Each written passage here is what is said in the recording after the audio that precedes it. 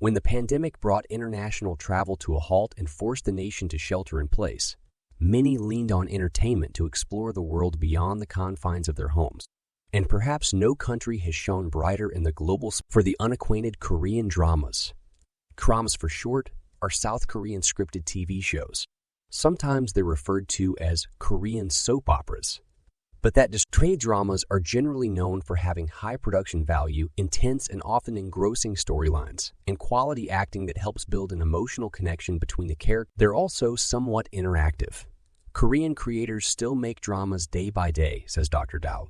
Young Jin, a communications professor at Simon Fraser University and one of the world's leading scholars on Korean pop culture. If ratings are low, the show's creator. Though K-dramas have recently taken off in the States, they've been popular in Asia for years. In fact, K-dramas have long been one of the key drivers of the Korean wave, or Hallyu, a term believed to have been first coined by Beijing journalists in the 1990s. The seeds for Hallyu's growth were planted even before then, according to Dr. Jung Bong-shui, a former professor of cinema studies at New York University. Korean network executives in the 1980s and 1990s. The South Korean government also helped lay the groundwork for the burgeoning Korean wave by further developing the country's broadcasting infrastructure and allowing for programs to compete against each other. Korea had only 3 network channels in the early 1990s, but the Korean government decided to allow another network, CBS, in 1991, and multiple cable channels in 1995, says Jin. In 1993, when South Korea elected its first civilian president in over 30 years, numerous Korean college graduates and young professionals, feeling liberated from decades-long censorship under military rule, took jobs in the cultural sector. As President Kim Young-sam's administration ushered in a new era of globalization, many young South Koreans also traveled abroad and brought back what they had learned overseas, contributing to the country's cultural rebirth.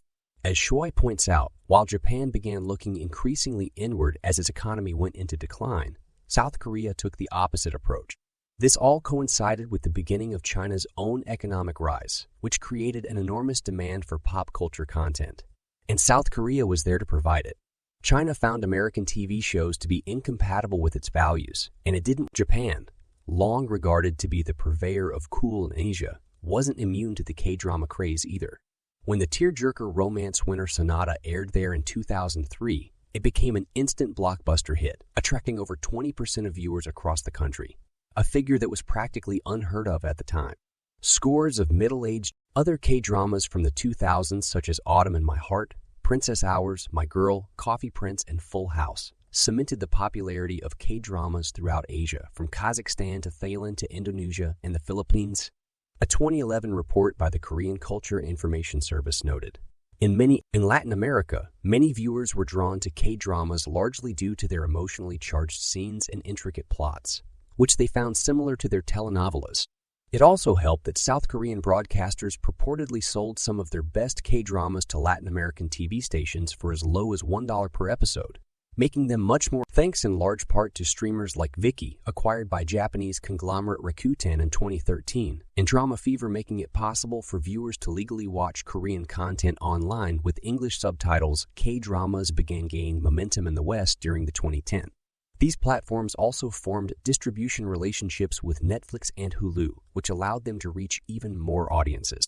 After Warner Bros., which had acquired Drama Fever, abruptly shut down the service in 2018, Netflix began investing heavily in K-dramas and premiered its first Korean original series, The Zombie K-Drama Kingdom, in January 2019 to great acclaim.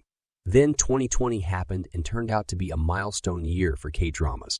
Viki witnessed its North American subscribers grow by 42% between 2019 and 2020, while Cocoa, which offers exclusively Korean content, also saw its content consumption spike during the same period, a fact that product marketing team leader Justine McKay partially credits to the critical and commercial success of Parasite and Minari. U.S. viewers started seeking out more K content featuring these amazing actors, she says. A spokesperson at Netflix revealed that viewing of Korean content across Asia increased fourfold in 2020 compared to 2019. Notably, the blockbuster rom-com Crash Landing on You stayed in the top 10 in Japan for a whopping 229 days and was the 6th most watched TV show on Netflix in the U.S. Between March 21 and March 27, 2020, audiences fell in love with It's Okay to Not Be Okay, which entered the Netflix top 10 last year in Canada, Australia, New Zealand, Nigeria, and Russia, as well as multiple countries in Latin America and Asia.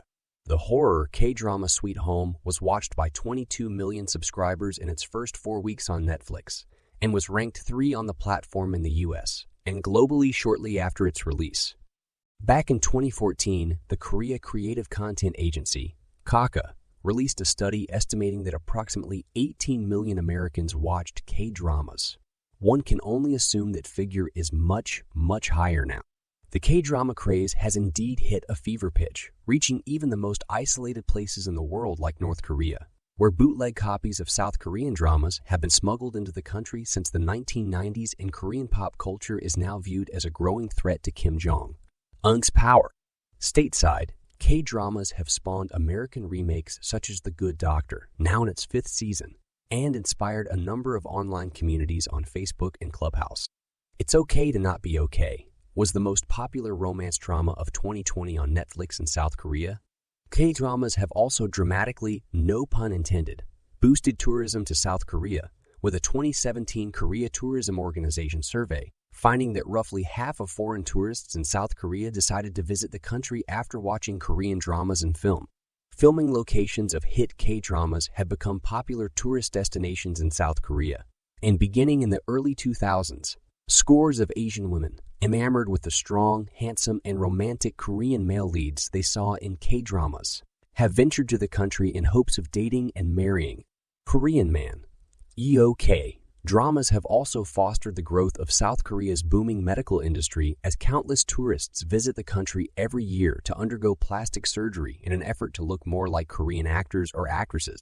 And it seems the global popularity of K-dramas will only continue to grow. Currently, K-dramas on Netflix are dubbed and subbed in over 30 languages, including English, German, French, Swedish, Thai, Portuguese, and Bahasa Indonesia. The entertainment powerhouse announced earlier this year that it is investing $500 million in Korean content in 2021. As K-dramas continue to attract audiences far and wide, will the increased globalization impact the way they're made in the future? The popularity of American crime dramas like CE in South Korea has seemingly led to similar fare, such as Stranger and Voice, both of which were huge successes with domestic audiences. In a world where an increasing number of viewers are watching K-dramas, their tastes and preferences inform the type of content being made. Young audiences now lead the trend of actively using different kinds of platforms to consume content. Says Sarah Kim, SVP of Content Business. We can probably expect to see more of these changes in the future. But perhaps it is the impressive ability of Korean pop culture to adapt and be shaped by outside influences that has given it the widespread popularity it enjoys today. While there are many different factors that have contributed to the rise of Korean pop culture all over the world, a common thread